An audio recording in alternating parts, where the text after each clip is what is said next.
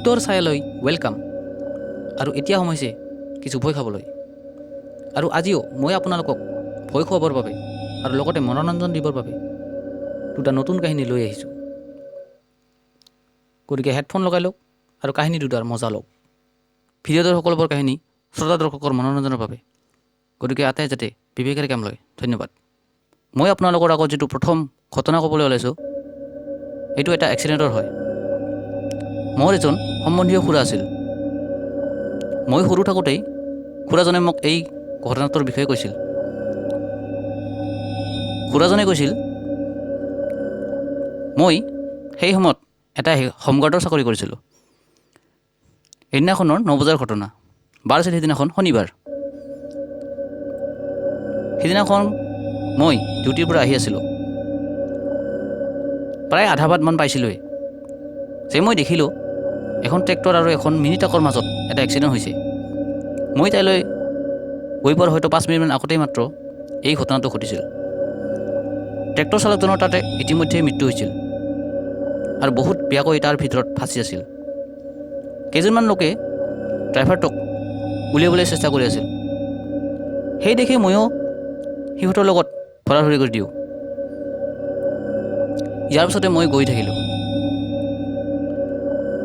সেই সময়ত মোৰ ঘড়ীত 9:15 হৈছিল। সেই সময়ত ৰাতিৰ পৰিৱেশ আৰু গাঁৱৰ পৰিৱেশ সকলোফালে অন্ধকাৰ আৰু স্তব্ধ হৈ আছিল। এনে লাগি আছিল যেন মই কোনো এটা ডাঙৰ অৰণ্যৰ মাজত সোমাই আছোঁ। মই যেতিয়া গৈ আছিলোঁ, ঠিক সেই সময়তে পিছফালৰ পৰা মোক কোনোবা এজনে মাতে, হেল্ল' হেল্ল' দাদা, ৰ'ব। মই ঘূৰি চালোঁ। মই ভাবিলোঁ যে ভালেই হ'ল, এই অন্ধকাৰ বাটত কোনোবা এজন লোক ওলাল। সি মোৰ ওচৰত আহি ক'লে, মই আপোনাৰ লগত যাওঁ ৰ'ব দাদা। আৰু দুয়ো আমি গৈ থাকিলোঁ। মই আহি থাকোঁতে হাতত এখোলা চাধা মাৰিবলৈ ধৰোঁ। কিন্তু ল'ৰাজনে ক'লে, দাদা চাধা নাখাব।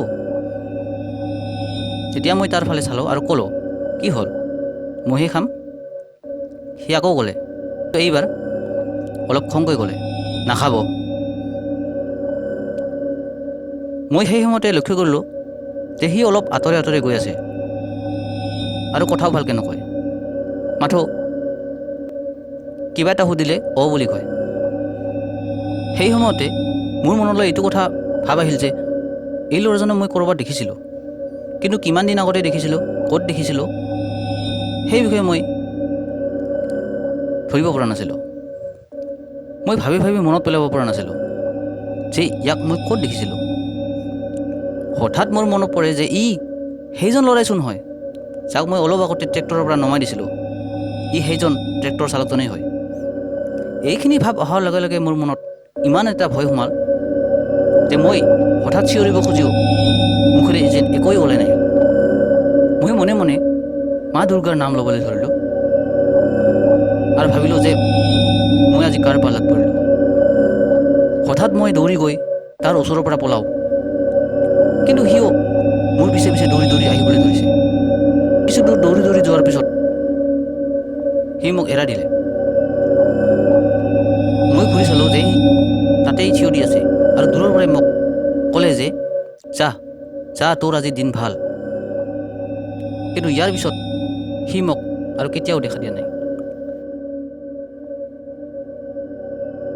মোৰ নাম বিকাশ। 2010-ত মই এটা কোম্পানীত চাকৰি কৰিছিলোঁ, ছিকিউৰিটি গাৰ্ডৰ। গতিকে সেইটো বছৰৰে ডিচেম্বৰ মাহৰ ঘটনা। ৰাতি ঠিক 11টা বাজিছিল। মোৰ যেতিয়া ডিউটি শেষ হৈছিল আৰু মই ঘৰলৈ গৈ আছিলোঁ। লগতে আপোনালোকক কৈ দিওঁ যে সেইটো বাটত এটা সৰু হালচাৰ আছিল আৰু মই সেই হালচাৰ পাৰ হৈ মই মোৰ ঘৰলৈ, অৰ্থাৎ মোৰ ৰুমলৈ আহিব লাগিছিল। আৰু সিদিনাখনো মই হালচাৰখন পাইছিলোঁহে যে দেখিলোঁ ৰাস্তাৰ কাষত এখন কাৰ ৰখাই থোৱা আছে আৰু এজন লোকে কাৰখনৰ বনেট খুলি কিবা চাই আছিল। কিন্তু মই একো নোকোৱাকৈয়ে তাৰ পৰা গুচি গ'লোঁ। 2 দিন পিছত সেইখন ৰাস্তাতেই যেতিয়া মই গৈ আছিলোঁ, আৰু ৰাতি মোৰ ঘৰত ঠিক 12টা বাজিছিল। সেইখন গাড়ীয়ে তাতে আকৌ মই দেখিলোঁ যে আৰু সেইজন মানুহে বনেট খুলি তাতে কিবা চাই আছিল। কিন্তু সেইদিনাখনো মই একো নক'লোঁ আৰু একো নুসুধিলোঁ। মই কাষেৰে গুচি গ'লোঁ। পিছৰ দিনাখন যেতিয়া মোৰ ডিউটি শেষ হৈছিল, মোৰ লগৰে কাম কৰা এজন বন্ধুৱে ক'লে যে ব'ল আজি তোৰ তাত অলপ পাৰ্টি কৰোঁ। সি এটা হাফ ল'লে আৰু দুয়ো একেখন বাইকতে গৈ থাকিলোঁ। আহি থাকোঁতে মই মোৰ বন্ধুজনক সেইটো কথা ক'লোঁ। মই ক'লোঁ যে চাবি, যেতিয়া আমি জাৰখন পাম তাত এখন গাড়ী থাকিব। সি ক'লে তই কেনেকৈ ক'লি? মই ক'লোঁ চাই থাক। 5 মিনিটমান পিছত যেতিয়া আমি জাৰখন গৈ পালোঁ, সেইখন কাৰ তাতেই ৰখাই থোৱা আছিল। মই লগে লগে ক'লোঁ যে দেখিলি? কিন্তু সি লগে লগে ক'লে মনে মনে থাক। মই সুধিলোঁ কিয়, কি হ'ল? সি একো নক'লে। সি কেৱল ইংগিত দি ক'লে যে কৈ আছোঁ ৰ, মনে মনে থাক। জাৰখন পাৰ হোৱাৰ পিছত সি ক'লে যে সেইজন ৰবি আছিল, আমাৰ কোম্পানীৰে এছিষ্টেণ্ট মেনেজাৰ আছিল। 6 বছৰে মাত্ৰ তাৰ এক্সিডেণ্টত মৃত্যু হৈছিল। সি ক'লে যে যেতিয়া ৰবিয়ে সেইখন ৰাস্তাৰে গৈ আছিল, সেইখন ৰাস্তাত তাৰ কাৰখন হঠাৎ ৰাস্তাৰ কাষত ৰখাই সি কাৰখন চেক কৰি আছিল। আৰু যেতিয়া সি কাৰখন চেক কৰি আছিল, পিছফালৰ পৰা অহা এখন ট্ৰাকে তাক এক্সিডেণ্ট কৰি থৈ যায়।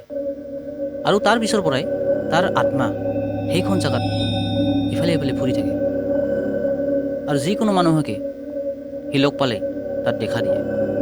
কিন্তু আজিলৈকে কাকো সি অনিষ্ট কৰা নাই। এইখিনি কথা শুনা পায়েই মোৰ মনত বিৰাটেই ভয় লাগিল। কিন্তু মোক ইয়াৰ পিছৰ পৰা কেতিয়াও সি দেখা দিয়া নাই।